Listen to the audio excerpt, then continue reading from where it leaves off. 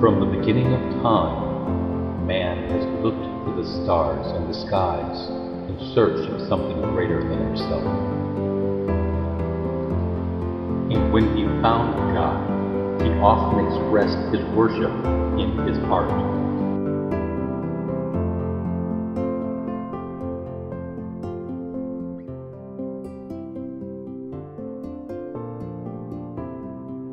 Throughout 5,000 years of Western civilization, all of the cultures that we have learned about these past 2 years have expressed the worship of their respective gods through some type of art or monumental architecture. I like to think of these cultures in 3 main groups: the ancient, classical, and post-Roman periods. The ancient world gave us 6 major civilizations. The Sumerian cultures left their Epic of Gilgamesh, huge ziggurats reaching for the heavens to honor gods like Anu, Bel, Shamash, or Anana, also known as Ishtar. They also sculpted Gudea statues. The Akkadians gave us the Stele of Niram-Sin, a victory story including their gods Shamash and Ishtar. The Babylonians gave us the Code of Hammurabi, showing their god Shamash giving the law to Hammurabi. The Assyrians, after destroying the kingdom of Israel and being defeated by the kingdom of Judea, gave us palace art like winged bulls honoring gods like Asu, Nabru, and Marduk.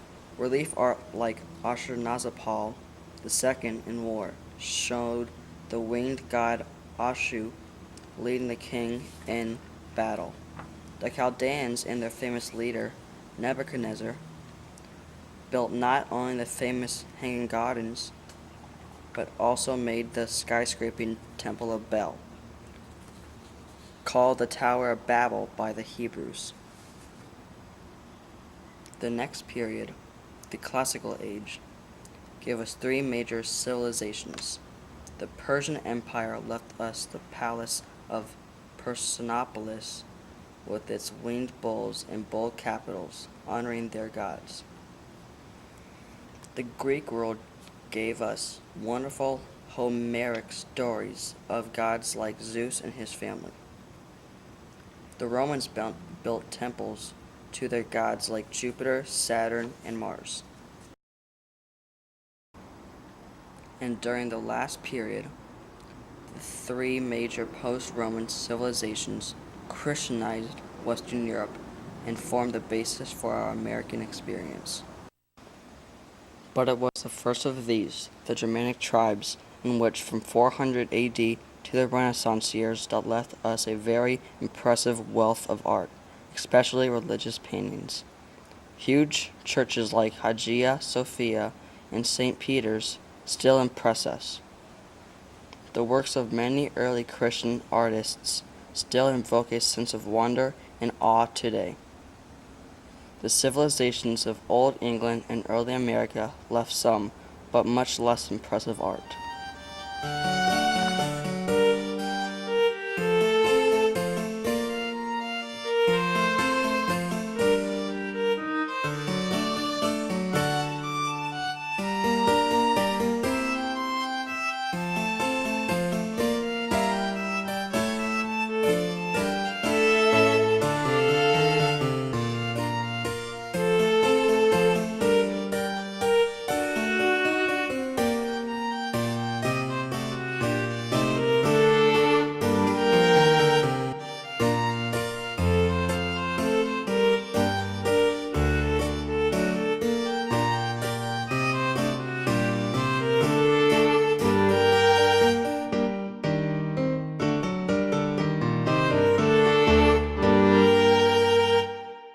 So, we can see how each of these 12 cultures honored their gods through some form of art for the last 5,000 years.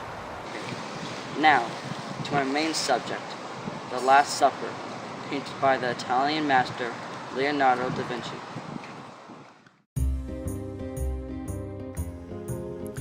Leonardo DaVinci was born near Florence, Italy in 1452. He is considered one of the greatest artists of all time, and his Last Supper is considered by many the greatest religious painting ever produced. The Last Supper was painted on the back wall of the dining room at Santa Maria delle Grazie in Milan, Italy, from 1495 to 1498. It measures 15 feet by 29 feet.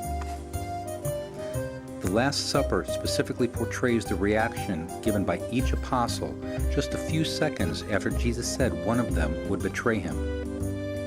All 12 apostles have different reactions to the news with varying degrees of anger, shock, surprise, fear, doubt, protest, rage, or love. We can examine the painting from left to right. Bartholomew, James, and Andrew form a group of 3. They're all surprised. Judas Iscariot, Peter, and John form another group of 3.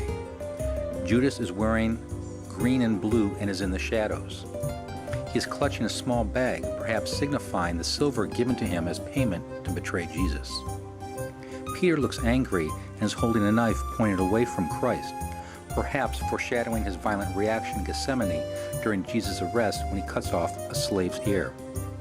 The youngest apostle, John, appears nearly to faint or swoon. After Jesus, we see the apostle Thomas, James the Greater, and Philip as the next group of 3. Thomas is clearly upset.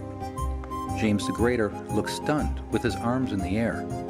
Meanwhile, Philip appears to be requesting some type of explanation.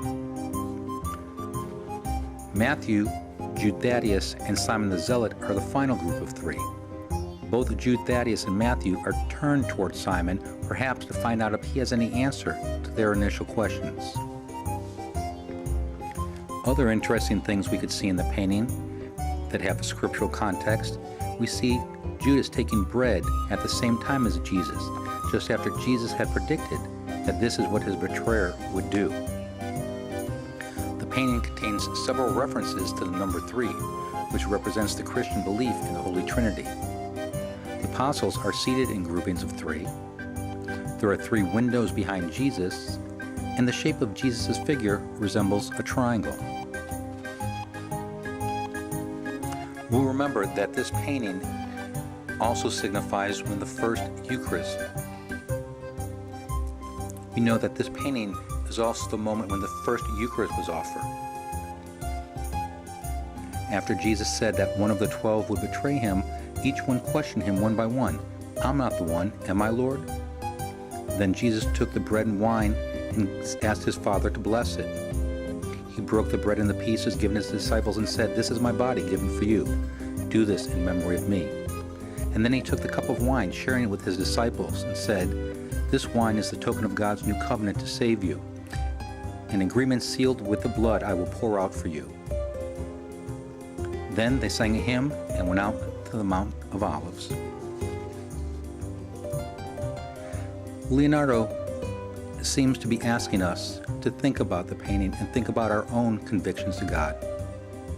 What would we do in this case? We should stop and ask ourselves the question, how true is my commitment to the Lord? Do I profess to love and follow Christ, yet deny him with my daily actions?